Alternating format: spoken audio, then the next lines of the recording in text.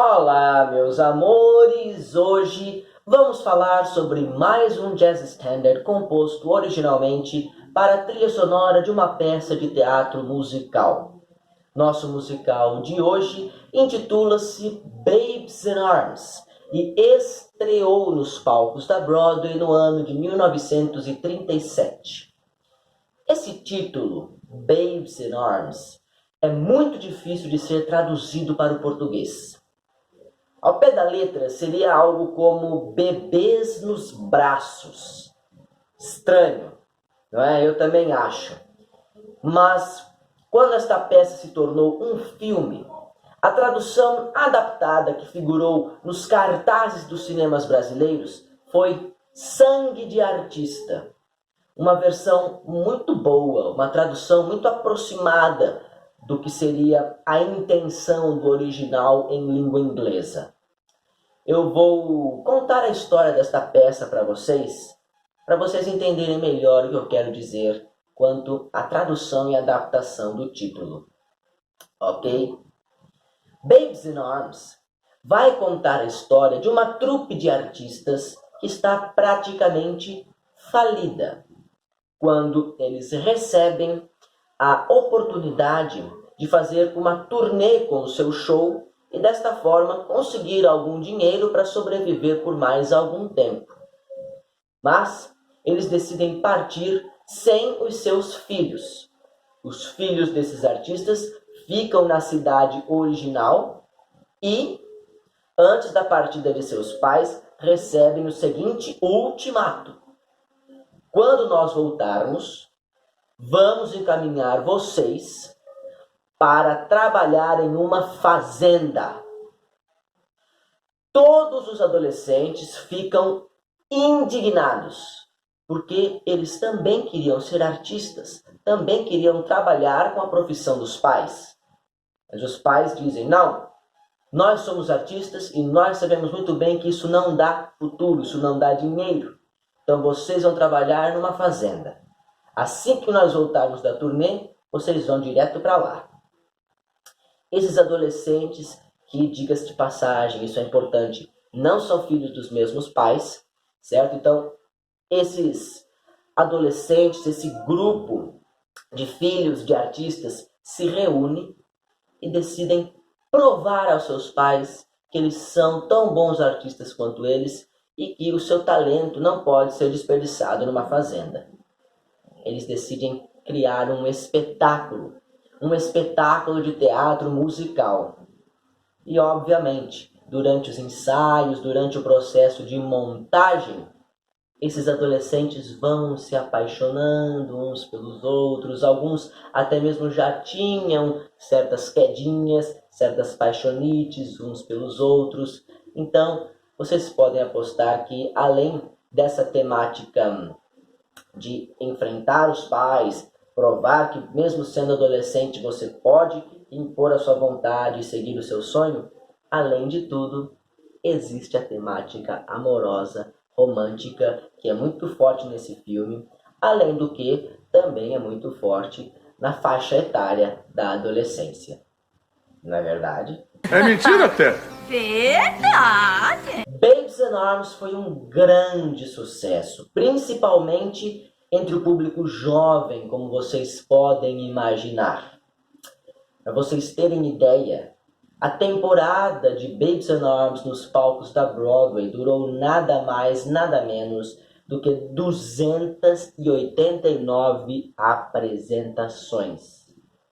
Gente, permanecer em cartaz por praticamente 290 apresentações seguidas não é pouca coisa, ainda mais na Broadway.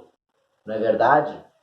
Portanto, estão de parabéns todos os atores, cantores, bastidores e, é claro, compositores responsáveis por este sucesso. Quanto aos compositores, são eles dois velhos conhecidos e amigos nossos. Richard Rodgers, responsável pelas melodias, e Lawrence Hart, responsável pelas letras. Em nosso programa de hoje, vamos comentar apenas um dos sucessos compostos por Rodgers e Hart para Babes in Arms. Trata-se de uma canção intitulada Where or When. Em português, o título desta canção pode ser traduzido para Onde ou Quando. Uma canção que vai falar sobre o tema de um déjà vu. Pois é, dentre os casais formados por aqueles adolescentes que tentavam montar uma peça de teatro musical enquanto seus pais viajavam, um desses casais sentia que já se conhecia de algum lugar. E, neste momento em que eles cantam a nossa música de hoje, eles relatam que sentem já ter vivido exatamente aquele momento ali em que eles estão conversando em algum dia na vida deles. Mas esse momento nunca aconteceu anteriormente. Ainda assim, a impressão que fica é que você já me olhou com estes olhos, já me sorriu com esse seu sorriso, estava usando essas mesmas roupas, mas não dá para explicar. Eu não me lembro quando nem onde foi isso, porque talvez nunca tenha acontecido. Brilhante, né? Essa temática do déjà vu para trazer uma relação amorosa adolescente. Na peça, nos palcos da Broadway, quem interpretava esta canção eram os atores Mitzi Green e Ray Heatherton. Inclusive, Ray Heatherton chegou a participar da primeira gravação de Where or When da história. Naquele mesmo ano de 1937, a orquestra do maestro Ruby Newman gravou Where or When, tendo Ray Heatherton nos vocais. Eu vou deixar esta versão original aí embaixo na descrição do vídeo, mas já adianto para vocês que ela não fez muito sucesso. Não. Na verdade, Where or When fez mais sucesso nos palcos do que nas vendas de discos. Mas ainda assim, uma versão de 1937 chegou a atingir as paradas de sucesso, onde permaneceu por 16 semanas seguidas, sendo que uma destas 16 semanas foi em primeiro lugar. Trata-se de uma versão que se encontra interpretada pela orquestra do maestro Hal Kemp, tendo os vocais pelo cantor Skyny Ennis. Vou deixá-la também aí na descrição do vídeo. E como eu disse para vocês, esta é a versão de maior sucesso dos anos 30. Mas o que eu não disse é que futuramente viria uma outra gravação que a desbancaria no posto de versão de maior sucesso. Uau! Antes disso, em 1939, a peça Babes in Arms transformou-se num filme. Porém, para esta versão cinematográfica, muitos dos números musicais compostos por Rodgers and Hart foram simplesmente retirados do filme. Entretanto, Where or When não foi um deles. Nossa música de hoje, no filme Babes in Arms, era interpretada por Betty James em parceria com o ator e cantor Douglas MacPhail. E pasmem, esta versão cinematográfica contava inclusive com a participação especial de Judy Garland, a queridíssima, cantando Where or When, a nossa música de hoje. Vou deixar esta cena aí embaixo para vocês conferirem na descrição do vídeo. Já nos anos 40, mais especificamente em 1943, houve uma segunda versão de Where or When que conseguiu alcançar as paradas de sucesso, onde permaneceu durante 8 semanas, sem, no entanto, nunca ter chegado ao primeiro lugar. Trata-se da versão da orquestra do maestro Guy Lombardo. Vou deixá-la também aí embaixo na descrição do vídeo para vocês conferirem. Em 1948, foi lançado um filme cinebiográfico da dupla Lawrence Hart e Richard Rodgers. É um filme bastante romanceado e bastante infiel à realidade, mas ainda assim conta com os principais sucessos musicais desta dupla, incluindo um do qual nós já falamos e eu, não sabendo da existência deste filme, deixei passar em branco.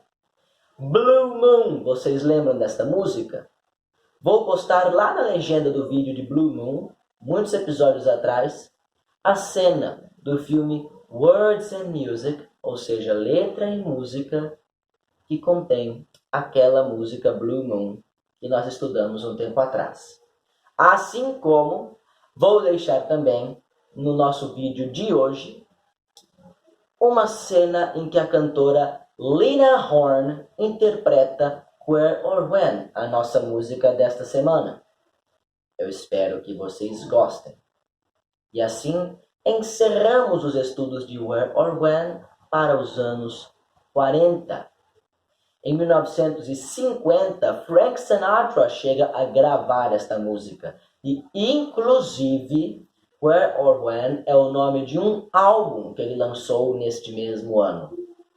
Vou deixar também a versão de Sinatra aí embaixo na descrição do vídeo.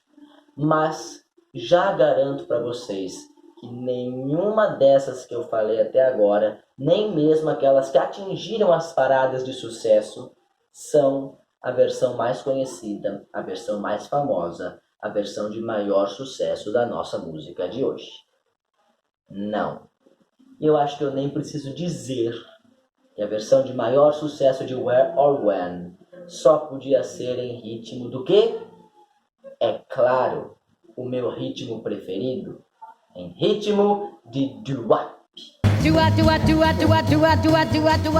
Sim! Em 1959, o conjunto Dion and the Belmonts gravou Where or When, numa versão espetacular, que é a melhor de todas, na minha opinião, e não só na minha opinião, porque afinal de contas é a versão de maior sucesso da nossa música de hoje, que no ano seguinte, portanto 1960, permaneceu 3 semanas seguidas no primeiro lugar das paradas de sucesso. Vocês podem até dizer, mas Emílio, 3 semanas não é muito. A versão do Guy Lombardo passou 8 semanas. A versão do Hal Kemps passou 16 semanas.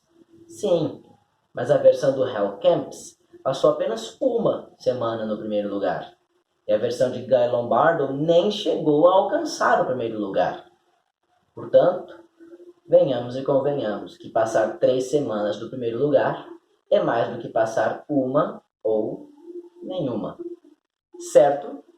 Vou deixar aí embaixo na descrição do vídeo a gravação em estúdio de Dion and the Belmonts e também uma aparição ao vivo de Dion and the Belmonts no programa American Bandstand, capitaneado pelo apresentador Dick Clark, um dos programas que mais influenciou a música jovem americana nos anos 50 e 60, ao lado do Ed Sullivan Show. Ok, então, minha gente, é assim que eu me despeço vocês neste programa de hoje. Programa que fala sobre uma música estudada até mesmo em universidades, nos cursos de psicologia. Sim, isto é um depoimento do próprio Richard Rodgers, que dizia que ele e Lawrence Hart recebiam cartas de professores de psicologia dizendo que utilizaram sua música para dar uma aula sobre déjà vu. E embora aí Rodgers e Hart concordam, nós nunca tivemos a intenção de manipular a melodia e a letra para que isso aconteça. Mas a interpretação que os professores deram para esta música dizem que a monotonia das notas musicais empregadas pela melodia de Richard Rodgers, assim como a simplicidade das rimas empregadas por Lawrence Hart, criam na própria estrutura da canção um ambiente de déjà vu e faz com que até mesmo quem a escute se lembre de algo que nunca viveu. Isto dizem os professores de psicologia, porque os compositores nem sabem do que é que se trata. São interpretações das quais o artista não está livre, porque a partir do momento que ele cria uma obra, a obra não é mais dele, é do público. É o público quem está livre para interpretar, seja livremente, como o caso do público leigo, ou seja academicamente, como é o caso deste público mais letrado. Semana que vem, voltaremos a falar sobre Babes in Arms, sobre Richard Rodgers, sobre Lawrence Hart e sobre mais um jazz standard de sucesso. Até lá, abraços no coração, beijos na alma de cada um e lembranças do amigo.